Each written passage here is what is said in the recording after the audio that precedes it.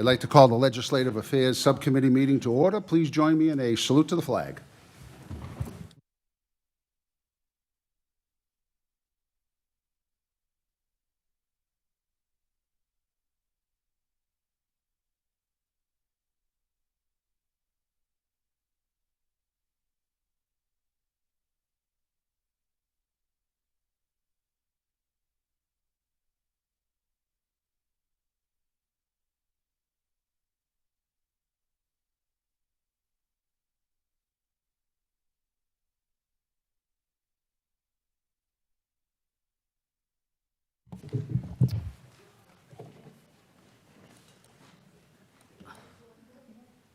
My computer keeps freezing. I'm sorry.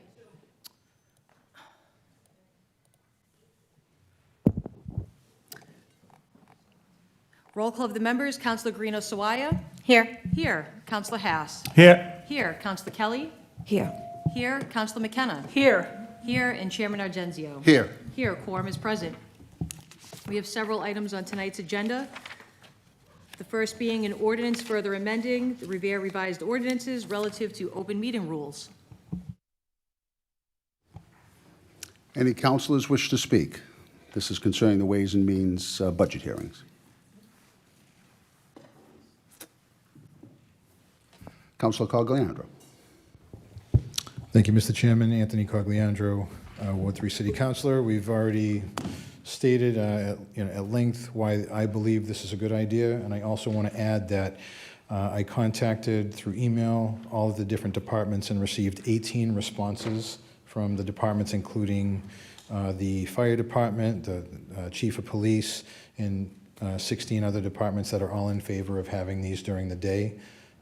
Just wanted to add that, and I hope you voted out favorably. Thank you. Thank you. Anyone else wishing to speak? Madam Clerk, would you call the roll, please? Shall the Legislative Affairs Subcommittee offer a favorable recommendation to adopt an ordinance amending the open meeting rules for the City Council pertaining to the Ways and Means Subcommittee meetings for budgets? Councilor Guarino Sawaya? Yes. Yes. Councilor Haas? No. No. Councilor Kelly? No. No. Councilor McKenna? Yes. Yes. And Chairman Argenzio? Yes. Yes, the ordinance has received a favorable recommendation. It will be forwarded to the full City Council this evening. Next up is an ordinance establishing rules and regulations for the Veteran Property Tax Work-Off Abatement Program. Any councilors wishing to speak? Councilor Guarino Sawaya. Thank you, Mr. Chairman. I am proud to support this program because it gives back to the veterans who have given so much to us. By easing their property tax burden through the community service, we're not only providing financial relief, we're also strengthening the bond between our veterans and the community they helped protect. It's a simple but powerful way to say thank you and to our most deserving residents who have dedicated their lives in serving our country. So I am very much in favor of this. Thank you. Any other? Councilor Haas. Thank you, Mr. Chairman. I know last week I spoke on this a bit, and just want to say fully support this. I worked at the senior center for a few years, and I saw how successful the work-off program was, and I'd just like to reiterate my statement last week about if the senior work-off sees a decrease in numbers as it has the last few years, maybe we can up the number of veterans to more than 5, maybe up to 10, but as many as will be allowed. Thank you. Thank you, Councilor. Anyone else wishing to speak? Members of the audience? President Silvestri. Thank you, Councilor. Mark Silvestri, 501 Revere Beach Parkway. I'm just here to speak tonight in favor of this motion. As Councilor Haas has stated, he makes a great point. If we see the decline in the other work-offs, can we switch that to a veterans work-off? Any way we can support the Veterans Office and the veterans of the city is a plus. So here to fully support. Thank you. Councilor Novoselsky. Thank you, Mr. Chairman. Ira Novoselsky, 53 Dearborn Street, Ward 2 Councilor. I'm in favor of this. Of course, we were all mood always to help our veterans. The only issue, and I think I brought it up at the last meeting, is in Section A, where it says required documents. I know they're asking for a DD 214, but I would like to add NGB 22, which is a form for reservists and National Guards to show that they have 20 years of service. It doesn't take care of anybody less than 20 years. It's for 20 years or more, whether they're disabled or not. So I would just like to see that form included as more of an identification and documentation for, to show the proof that they're inclusive. So I appreciate that. Thank you. Okay, thank you. Anyone else wishing to speak? Clarence Zerillo, 281 Broadway, Solicitor's Office. I understand where Councilor Novoselsky is coming from. I do recommend to this subcommittee that we start out small in terms of both number of spots as well as documentation and first opening pool that we're going to start with. We are going through staffing changes over in the Veterans Office. We have a very small number of people managing this program, and given the thought that was put into it originally with the VSO and her staff, we asked this council to keep it at a 214 for now, see what kind of interest we get. We wouldn't want all those spots at first to go to those National Guard reservists. We want to first try to get those DD 214 folks who have served this country. And if we see an outpouring of people trying to get in and people with different types of documentation that isn't typically accepted at first, we're more than happy to come back and open up the enrollment to different types of folks. But that is my ask to this council subcommittee. Thank you. Anyone else wishing to speak? Madam Clerk, could you call the roll, please? Shall the Legislative Affairs Subcommittee offer a favorable recommendation to send the proposed Veterans Work-Off Abatement Program Ordinance as presented to the City Council for adoption? Councilor Guarino-Sawaya? Yes. Yes. Councilor Hass? Yes. Yes. Councilor Kelly? Yes. Yes. Councilor McKenna? Yes. Yes. And Chairman Argenzio? Yes. Yes, the ordinance as presented will be sent to the full City Council this evening.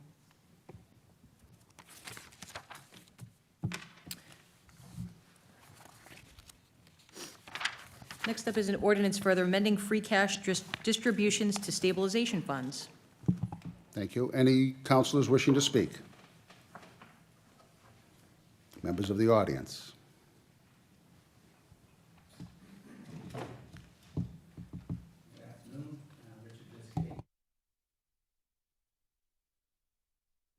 Oh, there we go. Richard Viskey, 281 Broadway, City CFO. I'm here in favor of the ordinance change. Over the last few years, we have adopted some new stabilization accounts in the city, and while doing the fiscal year 26 budget, I would like to amend the policies that are in the revenue and financial policies section to mirror what hopefully will be voted tonight, and here to answer any questions if there are any. Thank you. Thank you. Anyone else wishing to speak? Madam Clerk, could you call the roll, please? Shall the Legislative Affairs Subcommittee offer a favorable recommendation to the full City Council to adopt the ordinance amending free cash distributions to stabilization funds? Councilor Guarino-Sawaya? Yes. Yes. Councilor Hass? Yes. Yes. Councilor Kelly? Yes. Yes. Councilor McKenna? Yes. And Chairman Argenzio? Yes. Yes, the ordinance has received a favorable recommendation for the full City Council. Next up is a motion presented by Council President Silvestri that the City Council approve an act relative to term limits for elected officials in the city of Revere. Okay. Thank you. Any councilors wishing to speak? President Silvestri, were you contemplating withdrawing this? Yes. Okay. President Silvestri. Mark Silvestri, 501 Revere Beach Parkway. After Councilor Kelly filed her motion to bring it to the voters, I'm going to withdraw my motion and in support of Councilor Kelly's. Thank you. Thank you. Any councilors wishing to speak? We can vote to place this on file. Vote to place on file. All in favor? All opposed? And lastly is a motion presented by Councilors Kelly and Council President Silvestri that the City Council approve the following non-binding public advisory question to be placed on the November 25 municipal election ballot. Non-binding ballot question: the City of Revere is seeking input on whether to make changes to terms of office for elected officials. Question 1. Currently, there are no term limits for elected officials in the City of Revere. Do you support a charter change that would set term limits for the offices of mayor, at-large city councilor, ward city councilor, at-large school committee member, and ward school committee member? A yes vote means you support term limits for elected officials. A no vote means you do not support term limits for elected officials. Councilor Kelly? Thank you, Mr. Chairman. Again, I'm bringing this motion forward because I strongly believe we need to let our constituents weigh in on the question of term limits this November. At our last meeting, we had some debate over our opinions on term limits, but what I want to make clear is that this motion isn't about whether we, as councilors, personally support or oppose term limits. It's about giving the people we serve a chance to have their voices heard on this issue. By placing this question on the ballot in November, we'll be giving them that chance. I've heard the concern that non-binding votes aren't worth much, but I respectfully disagree. Non-binding votes are a powerful tool for us to gauge the will of our residents. They give us clear insight into what our residents want, which in turn helps us make better decisions as their representatives. A non-binding vote is not just symbolic. It's a direct line to learning what our constituents want. And it is the first step in the process. As I understand it, a binding vote on term limits is not an option. This is the only way to formally get input from the public. And if we don't do this, we'll be placing the burden upon residents to take up the cause and collect over 3,300 signatures in order to get it on the ballot themselves. We can do that work for them. I believe we have a responsibility to do that work for them and show them that we are committed to hearing their voices. So I hope my fellow councilors will support this motion, not based on what their personal views on term limits may be, but on our shared commitment to actually listen to the opinions of the people we represent. Thank you. Thank you, Councilor Kelly. And just in case anyone in the council here wants to question, we have Mr. Pietrantonio, the election commissioner, and Paul Capizzi, the city solicitor, if anyone has any questions for them. Any other councilors wishing to speak? Councilor Guarino-Swire. Thank you, Mr. Chairman. Putting the question on the ballot would be a great idea, but here's something we must consider. This upcoming election will only include city council races. There's no mayoral race on the ballot. That means we are expecting a very low turnout. If we place a non-binding question on the ballot about term limits, we are not going to get a true reflection of the will of the city. We'll only get a little snapshot, just a small portion of voters, what we call the super voters, those who typically only turn out for the off-cycle elections. That is not the consensus of the entire community. That's not how we make big decisions about our government and how it should function for years to come. We risk losing effective leaders. We risk instability. We risk cutting short the service of individuals who have dedicated themselves to the city and have built the relationships and institutional knowledge needed to do a good job. Term limits don't automatically create a better government. What creates better government is informed voters making free choices at the ballot box, that we already have that. They're called elections. Mr. Chairman, I'd like to make an amendment to this motion, if that's possible.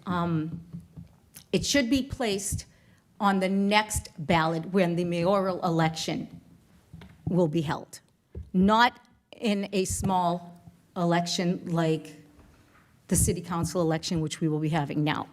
So in all fairness to the people, I really feel that this motion should go on the next election in 3 years. Thank you. May I respond to that? Madam Clerk, are we able to vote something like that so far in the future with? I would have to defer to Solicitor Capizzi, but in my general opinion is that the next city council that comes in '26 would vote on something like that to affect the next city council. And I don't know how, yeah. Mr. Capizzi? I agree with Ashley, since this council has a term set for it, and it would not be within your term, then the next city council would then have to take this up anew to put it on the subsequent election. That's correct. Thank you. Councilor Kelly? Thank you.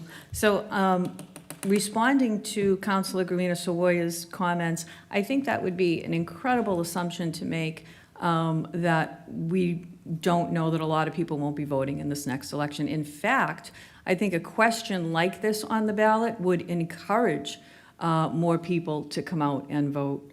So I think it would be representative of the community. And I think we should, again, if we don't vote in support of this, we are sending a clear message that we do not want to take the opinions of our constituents into consideration. Thank you.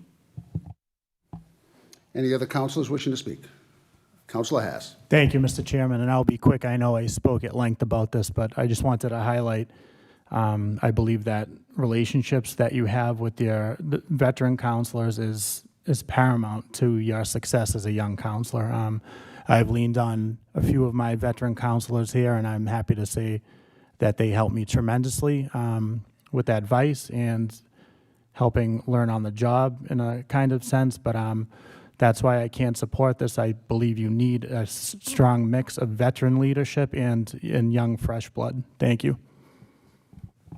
Thank you. Any other councilors wishing to speak? Sure.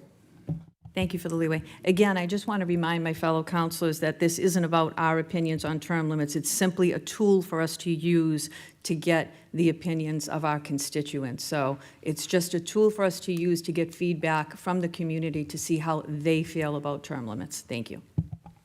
Thank you. Could the election commissioner, Ms. Pietrantonio, come up, please?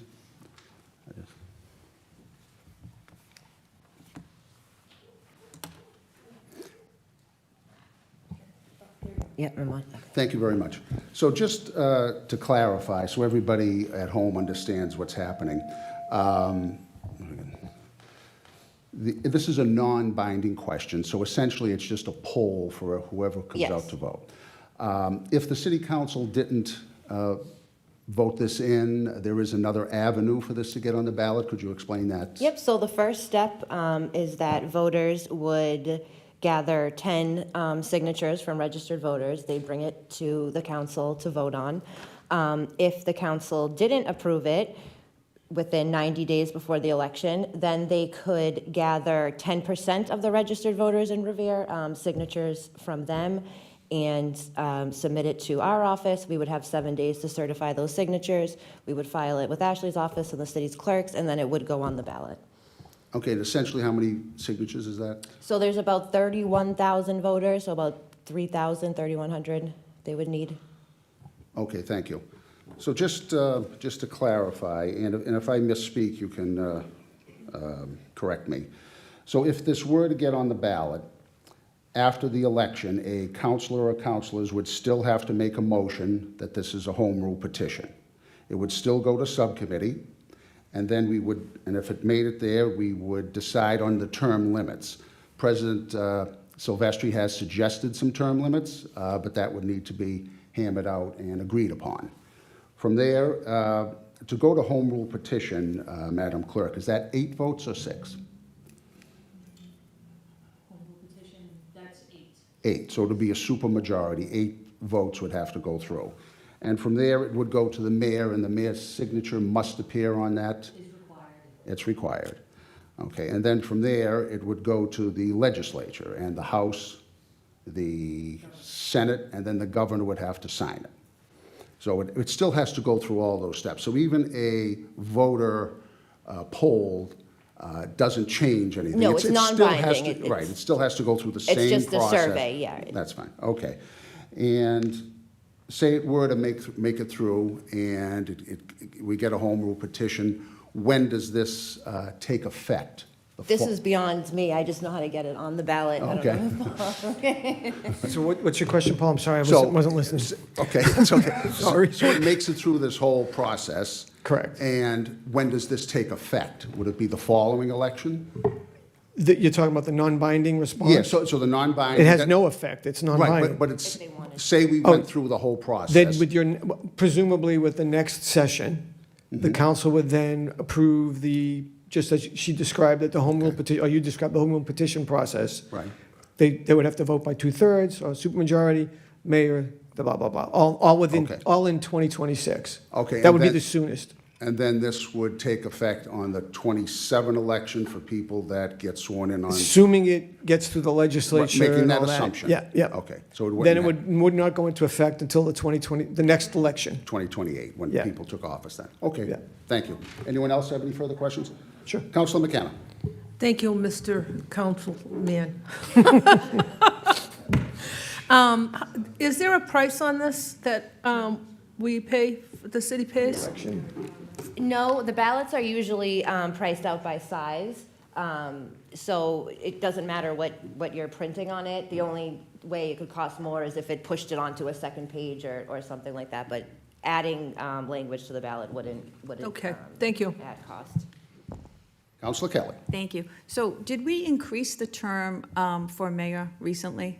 Did that change in the It was last? when Tom Ambrosino was here, so that it went from 2 years to 4 years. And what was the process that we went through to get that changed? Special act, home rule petition. It was the same exact process that we'd be asking for here, right? Correct. So it's not an impossible feat? Impossible feat? No. No, okay, By any thank you. stretch. So Madam Clerk, could you elaborate on that? There's a provision in the general laws that provides for specific language for going from a 2 to a 4-year term for mayor. I wasn't aware of that. I know we did it, we ultimately got a special act passed that allowed for it, right? Am I wrong, Ashley? I know it happened under, It's not a special act, it's a general law that municipalities can follow to go from a 2 to a 4. oh, I wasn't, sorry, I stand corrected by the clerk. I thought it was by a special legislation.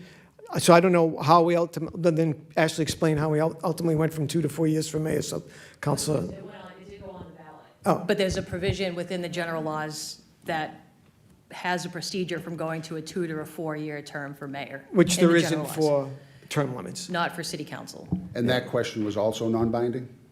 No. That was binding, There's a because, procedure within the That's general correct. laws. I remember that now. That, yes. okay, thank you. My apologies to the esteemed body. Any other councilors wish to speak? Members of the audience? President Silvestri. Thank you, Mr. Chairman. Mark Silvestri, 501 Revere Beach Parkway. I actually wasn't planning on speaking to this because I just spoke, but I'm actually, I apologize because I respect you all admirably. But I'm a little taken back that we would want to delay a vote of the people and using actually the people to get around that vote. That doesn't sit well with me. And to expect a change of a motion or whatnot, or push it to another election because you don't think enough voters are going to come out, I don't think that's what our body is. We're asking a vote to go to the people so the people's voice can be heard. And the same council that's making that vote is trying to put stipulations into this 2 years later down the road. Maybe we just heard all the steps this needs to go through to get approved. Let's give the people their vote. Thank you. Any other people wishing to speak? Name and address for the record, please. MJ Ragusa, 29 Rumney Road. I have a couple of questions. As far as the type of vote that you have is non-binding, wouldn't this give the council the opportunity to know exactly what the voters want, irrespective of we vote every year so we can vote during your term, that we would get at least their opinion, and then that gives you time to work on how you implement it and when you implement it, since it's non-binding? Yes, you are completely correct. Okay. Because I can tell you, the people that I come in contact with, and many of the people, I don't know if you've gotten feedback on this, want to be heard. If it's a no, great, your concerns are moot. But if it's a yes, it's something you need to reconsider. All right? Thank you. Thank you. Any other audience members wishing to speak? Councilors? Madam Clerk, could you call the roll, please? Shall the Legislative Affairs Subcommittee offer a favorable recommendation to the full City Council to approve this motion regarding the non-binding ballot question for term limits? Counselor Guarino Sawaya? No. No. Counselor Hass? No. No. Counselor Kelly? Yes. Yes. Counselor McKenna? Yes. Yes. And Counselor, Chairman Argenzio? Yes. Yes, the motion has received a favorable recommendation and will be forwarded to the full City Council this evening. No further business. Thank you very much. Meeting stands adjourned. No further business.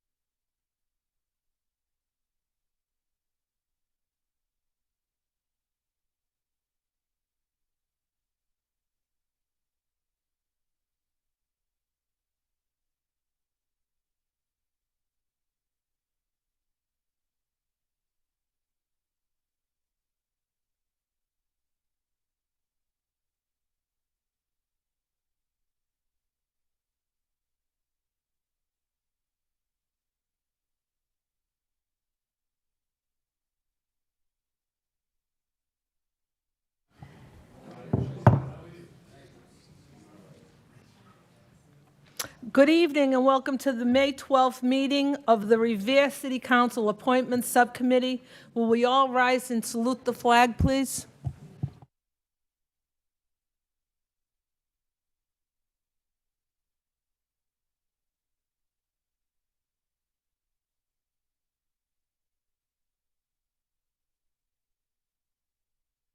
Thank you very much. Madam Clerk, could you call the roll of the members?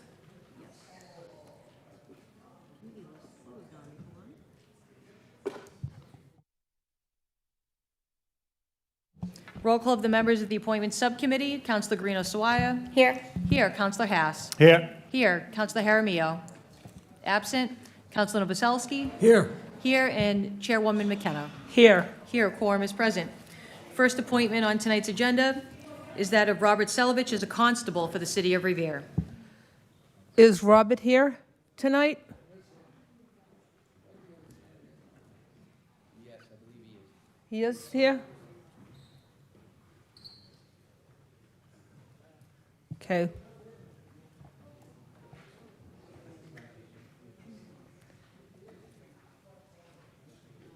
Is he here?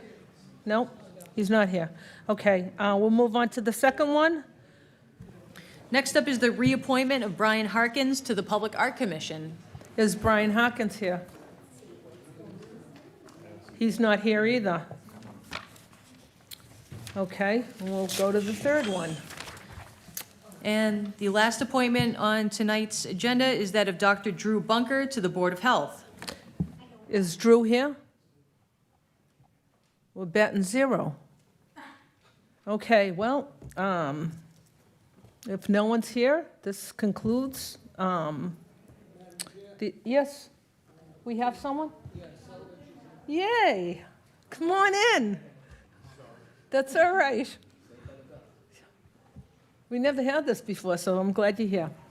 So just state your name and address for the record, please. And you need to push the button. My name is Rob Selovich, 10 Ocean Avenue, Revere. And you're getting appointed to being a constable. Constable? Yes. Yes. So can you tell me why you want this job? Well, I've been in the legal profession for quite a while. I've been an investigator at the Public Defender's Office, working for the Innocence Program. And this is just a continuation to serve documents and complaints for attorneys. Okay. And what did you do before, Rob? I was a private investigator, and I work for the Public Defender's Office. I know you've worked for the city for a while. And I've been on the License Commission for about 10 years now. Okay, well, go forward and do a great job for the city. Thank you very much. I appreciate it. And thank you for coming up tonight. Thank you. Congratulations. Any councilors want to say anything? Yeah, I'm sorry I didn't ask. Councilor Novoselsky? Thank you, Madam Chair. Madam Chair, I want to throw my support to Bob. I know he's a great guy. He's doing a great job with the Innocent Program and going out and saving as many people as he can. Thank you. And he's doing a great job with it. He works great with the Commonwealth of Massachusetts and the court system, and I will support him 100%. Thank you. Thank you very much. Thank you. Thank you, Council. All in favor? All opposed? So ordered. Thank you. Any late arrivals? Brian Harkin, Drew Bunker? No? This concludes the May 12th meeting of the Appointments Subcommittee. Our regular city council is up next at 6 o'clock. Have a wonderful week. Thank you.